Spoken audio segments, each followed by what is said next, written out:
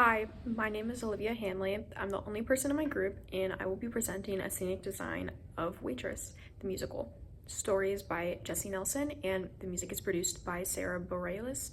This piece may be asterisked for adult language and sexual situations, such as pregnancy and affairs. If you feel that any of these may offend you, please leave now. And I proudly present Troop 6765. The script of Waitress the musical focuses on a woman's self-discovery, finding herself through an abusive relationship and taking back control of her own life. I wanted to highlight these themes by using color to my advantage for the design project. I wanted a vintage motif when the main character was still struggling with her life. I used dull colors and made the area look dirty. But once she got her life together, the set has a retro motive, and that is the modern reproduction of her own old life.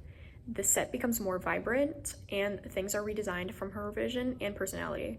The purpose of this vision was to show that things do have a positive turn when you gain control of your life, and this is shown when the design's atmosphere changes positively towards the end of the show.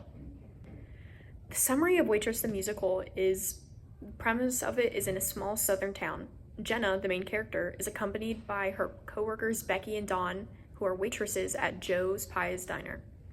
At a typical day of work, Jenna suddenly gets nausea as she heads to the bathroom, followed by Becky and Dawn. She discovers that she's pregnant.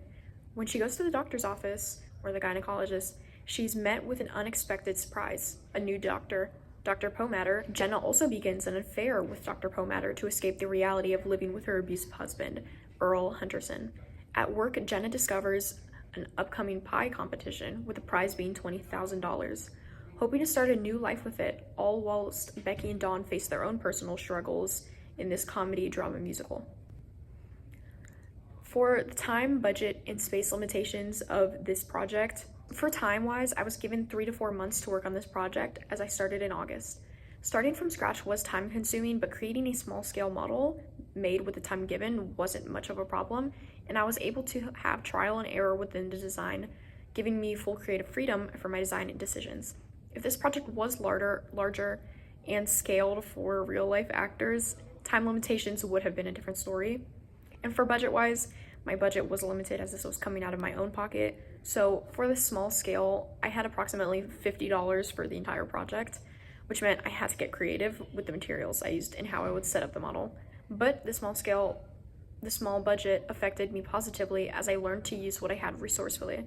For space limitations, I've never done scenic design, so keeping in mind space limitations was a challenge for me, and it affected my design decisions negatively as I had trouble with physical dimensions of the stage.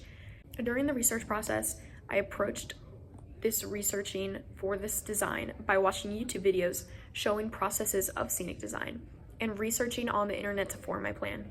I used paper and Google Docs to devise a step-by-step plan, and the setting of the play is in a small southern low-income town. When designing the props, I kept in mind to make them movable and lightweight. When changing scenes, the given circumstance from the script that apply to the scenic design are Jenna being in an abusive relationship and supporting her home, and being pregnant, which leads to the scene in the doctor's office. Artistic and practical needs impacted the design because I had to balance creative freedom with functionality, such as self-expression when designing the set, which impacted the design because of the budget. In the researching process, I took notes and I drew a lot of what I had in mind for what I wanted for the set, and a lot of this was done on paper. The floor plan was done on paper as well. The scale is 1/16, or 3/4 of an inch would equal 1 foot in real life. The fixed to scenic elements include a sky backdrop, diner windows, booths, and a checkered floor. Challenges I faced during the design process and how I overcame them, such as my stage design experience, which is none. This is my second year in theater, and while doing scenic design, I realized I had no knowledge in this. I had trouble knowing what I had to do to even get started, but I overcame this by researching online, obviously. Considering what scale to use was difficult for me. My inspirations when making the design for the set was heavily inspired by the original set used on Broadway, made by Scott Pask. I took this inspiration to make the set for the diner. Another thing that inspired me was the religion Christianity, which is a popular religion in the southern region.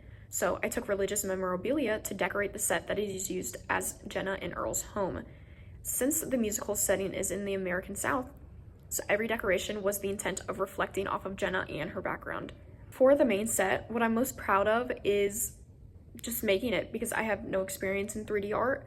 I used mainly cardboard, hot glue, paint, gouache, and acrylic, and Mod Podge to create the model. I used the Mod Podge to show different textures for props that I wanted shiny or matte. For the diner, if I were to expand this design, I would incorporate more contrasting colors. Some of the props blend in with the floor, as well as the sign above. Choices I made to ensure the design was practical was utilize every side of the props to save space and time, such as the sign being flippable for Act 2 and 1. For Jenna's house, if I were to expand this design for this scene, I would have added more, such as a couch or seating area at least, to give it a more homey aesthetic. To make this design functional, I made this design from the back of the countertop area so I could save space and time. This was extremely practical because all I had to do was flip it around and I could utilize it for another scene.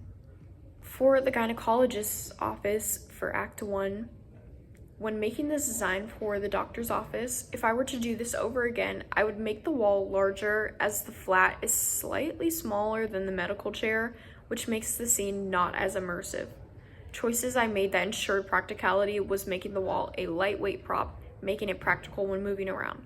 To conclude, when starting this entire scenic design project, I collaborated with my theater teacher, who has directed plays and has been in plays, for advice on creating the props for the stage, which helped keep away from unnecessary props.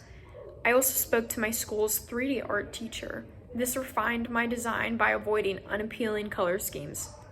A problem I could have further accounted for was space on stage. For actors entering and exiting on stage, they have to walk through the tables on set and large props, which could take more time than usual. The space on stage also caused a problem for the scale of the props. My measurements were slightly off and gave inaccurate measurements compared to what I initially had planned the props to be.